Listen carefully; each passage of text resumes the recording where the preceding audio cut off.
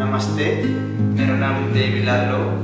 मेरो गाउँ मकनपुर जिल्ला गढी गाविस वार्ड नम्बर 1। म कलेजा पढेको पनि धेरै वर्ष भयो।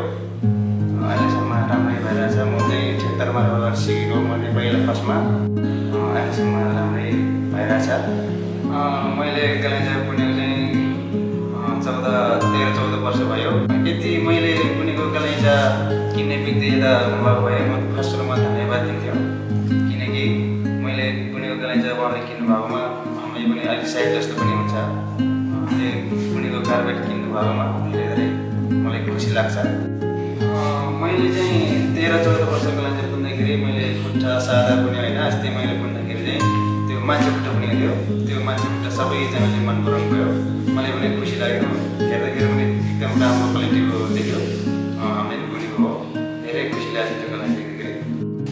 कर्णमा भन्न पर्दाखेरि मलाई धेरै नै खुसी छ, किनकि हामीलाई धेरै नै सहयोग गर्नुभएको छ।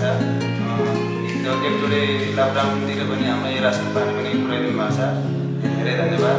अनि हाम्रो त्यो बच्चाहरूलाई पनि अलिअलि खर्च हेरिदिनु भएको छ, हेल्प गरिदिनु भएको छ। त्यसमा पनि धेरै धेरै धन्यवाद दिन चाहन्छु।